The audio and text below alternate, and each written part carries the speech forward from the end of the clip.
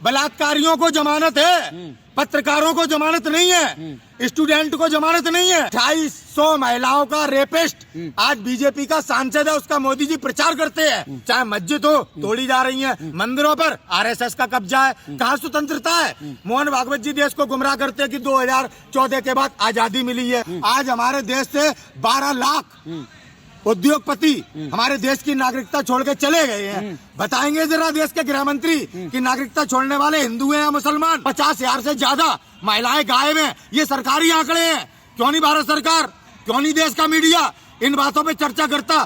केवल धर्म के नाम पर देश को गुमराह करना। प्रेम के खिलाफ तो सदैव ये लोग रहे हैं। ये लोग तो महिलाओं के सबसे बड़े शोषणकर्ता हैं। ये महिलाओं को कभी आजादी से सड़क पर घूमना और उनके कपड़ों को पहनना बर्दाश्त नहीं कर पाते ये लोग।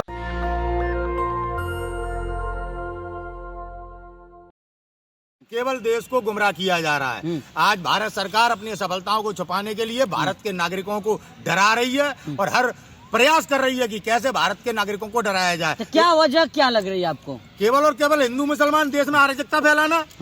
अराजकता फैलाना ये कोई पहली घटना नहीं है। चुनाव के दौरान बाबा सिद्दीकी की हत्या होना, पंजाब के मूसा वाला की हत्या होना, कितने आप इनके ऐसे षड्यंत्र, जज लोया की हत्या होना, ठीक है, इनकी विफलताएं हैं ये। और इनकी विफलताओं को और इनकी साजिश को जो पूर्व राज्यपाल थे मलिक साहब ने खोला कि पुलवामा का एक षड्यंत्र था और भारत सरकार की नाकामी है। आज तक किसी भी घटना का आज तक वास्तविकता देश को बताने में नाकामयाब रही है भारत सरकार। लेकिन सेंगर साहब कुछ दिन पहले जो है कुमार विश्वास एक बयान देते हैं कि जो है अपने बच्चों का नाम है ना कुछ नॉर्मल नाम रखे। इस तरह आक्रांताओं का नाम उन्होंने सैफ अली खान ने रख लिया, करीना कपूर ने रख लिया, जो तैमूर लंग का नाम रख लिया, जो हिंदू बेटी बहनों का बलात्कार किया था तैमूर लंग। इनकी मानसिकता है ऐसी कि कैसा नाम रख लिया, क्या रख लिया। कभी ये रंग पे राजनीति करते हैं, समझ में आई, कभी जाति को लेकर राजनीति करते हैं, अब नाम को लेकर राजनीति कर रहे हैं। समझ में आया? बहुत सारे लोग अपने बच्चों का कोई हिंदू में नाम रख लेता है, कोई बेटी का नाम राधा रख लेता है, कोई बेटे का नाम कृष्ण रख लेता है। तो क्या ये भगवान हो गए?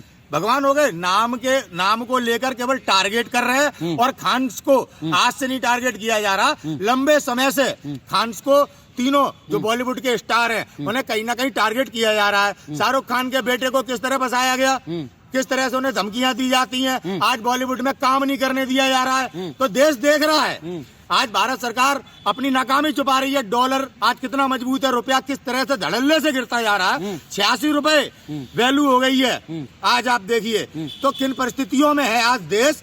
आर्थिक तौर पे हम कितने कमजोर हो चुके हैं। भारत सरकार अपनी विफलताओं को छुपा रही है और देश में बड़े पैमाने पे अराजकता फैला रही है। ये षड्यंत्र है, सरकार का षड्यंत्र है, फेलियर है सरकार का। सैफ अली खान ही क्यों, कोई और के घर पे भी तो हमला हो सकता था। कौन बच रहा है? जज लोया, संजीव भट्ट IPS को न्याय नहीं है। बलात्कारियों को जमानत है, पत्रकारों को जमानत नहीं है, स्टूडेंट को जमानत नहीं है, बलात्कारियों को जमानत है। 250 महिलाओं का रेपिस्ट आज बीजेपी का सांसद है, उसका मोदी जी प्रचार करते हैं ये बेटी बचाओ बेटी पढ़ाओ। तो सत्य देखने की जरूरत है। आज देश कितनी विषम परिस्थितियों में है। आम नागरिक आवाज नहीं उठा पा रहा, ना सोशल मीडिया पे, ना सड़क पे उतर के। आज ये क्या गांधी का देश है? आज हम अपने ही देश में आंदोलन नहीं कर सकते? सरकार की वास्तविकता बोलने पर धर्म के पीछे छुप जाते हैं। किस तरीके से आज हमारे सभी, चाहे मस्जिद हो तोड़ी जा रही है, मंदिरों पर आरएसएस का कब्जा है। कहाँ स्वतंत्रता है? मोहन भागवत जी देश को गुमराह करते हैं कि 2014 के बाद आजादी मिली है।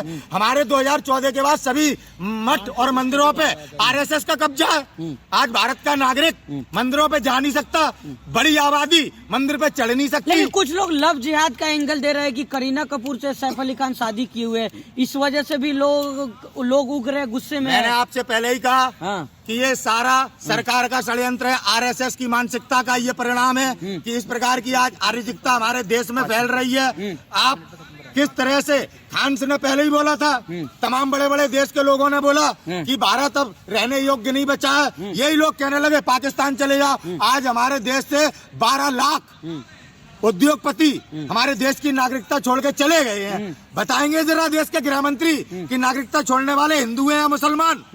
लाएंगे खाका सामने।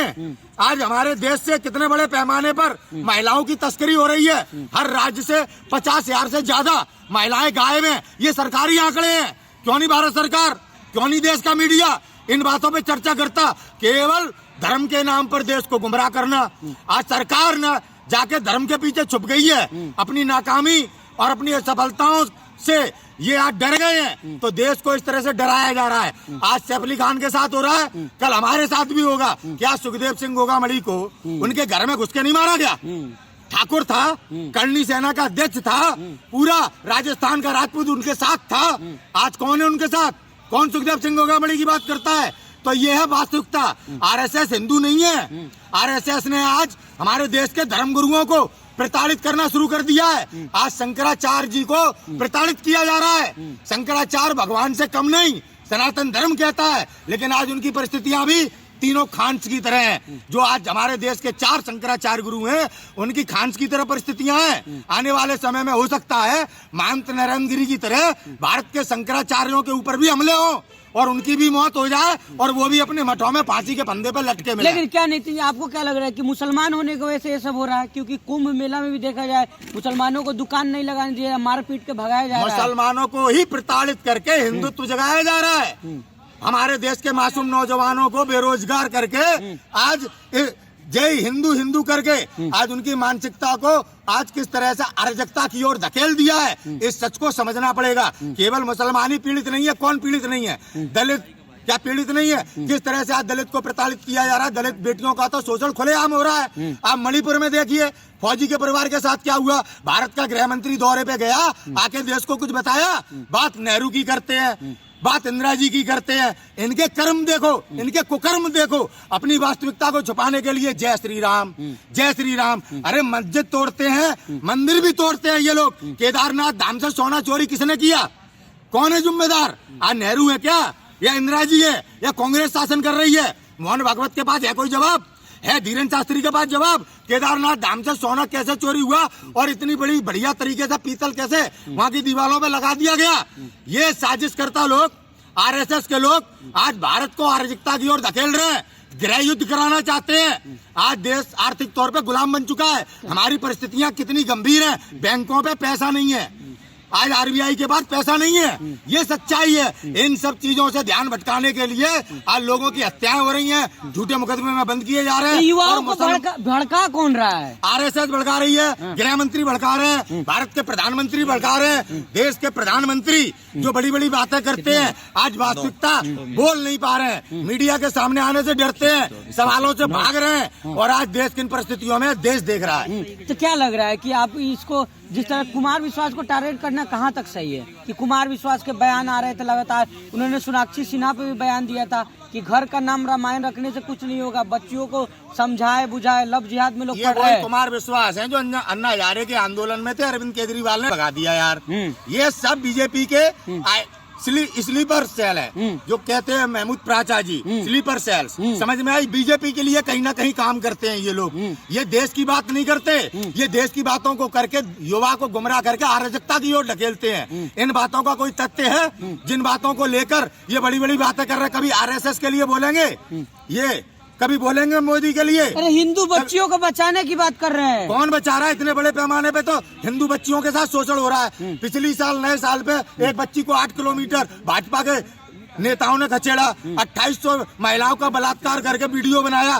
बोला उस पे कभी ये बोला मणिपुर की महिलाओं के लिए? ये वो लोग हैं जो बीजेपी के कुकर्मों को छुपाते हैं और देश के नौजवानों को गुमराह करते हैं। धार्मिक बातों को कर कविताओं को कहकर लोगों का मनोरंजन करके आज देश को समझना पड़ेगा कि आज हम कहाँ आ गए, किस तरह से देश गुलाम बनाया जाता है। 2014 से लेके आज तक देखो प्रणाली, जो मोदी ने बोला झूठ बोला और लोगों को गुमराह किया, विश्वासघात किया। जो लोग इनके साथ खड़े थे, चाहे शिवसेना हो चाहे कोई सा भी दल हो, आज सबकी जमीन छीन ली। आज सभी दल टूट गए, बिखर गए। किस तरीके से देश बट रहा है, किस तरीके से देश तोड़ा जा रहा है। लव जिहाद से बचा रहे हैं। अखंड भारत के नाम पे आज देश विभाजित किया जा रहा है। तो इनकी वास्तविकता समझनी पड़ेगी। इनका चरित्र ही सत्य है, आज देश की परिस्थितियां ही सत्य है। लव जिहाद की बात हो रही है, लव जिहाद से बचाने की बात कर रहे हैं। देखिए कोई लव जिहाद नहीं है। प्रेम के खिलाफ तो सदैव ये लोग रहे हैं। ये लोग तो महिलाओं के सबसे बड़े शोषणकर्ता हैं। ये महिलाओं को कभी आजादी से सड़क पर घूमना और उनके कपड़ों को पहनना बर्दाश्त नहीं कर पाते ये लोग, महिला विरोधी लोग हैं। तो ये क्या लफ्ज जिहाद की बात करेंगे? अरे गौ माता पे भी तो वोट मांगे थे, आज क्या गाय कट नहीं रही? आज तक इस भारत सरकार ने जो गौ माता के नाम पे वोट लेके आई है, आज तक इनने गाय को राष्ट्रीय पशु घोषित नहीं किया है। ये इनकी वास्तविकता है, धंधा कर रहे हैं गाय को बेचकर। भाजपा के धंधा महिला राष्ट्रपति बना रहे हैं, आप इस तरह की बात कर रहे हैं क्या? भाजपा के लोग महिला को राष्ट्रपति बना रहे हैं, आप बोल रहे हैं शोषण कर रहे देखिए, हैं। इस तरह से लालच दिया था 15 लाख, अभी इन्होंने कुछ समय पहले महिलाओं को आरक्षण भी दिया था जो अभी तक लागू नहीं कर पाए हैं। तो रेवड़ी बांटकर आपके साथ धोखा करते हैं, सबके साथ धोखा किया इन्होंने। जो बोला वो झूठ बोला, आज तक अपनी किसी भी बात पर खरे नहीं उतरे हैं। अगर लालच में आओगे तो आजादी खो दोगे, संविधान खो दोगे। नेशनल दस्तक की आपसे गुजारिश है कि अगर इसको बचाना चाहते हैं तो नेशनल दस्तक को सब्सक्राइब करने के लिए रेड कलर के सब्सक्राइब बटन को दबाएं, फिर बेल आइकन की घंटी दबाएं।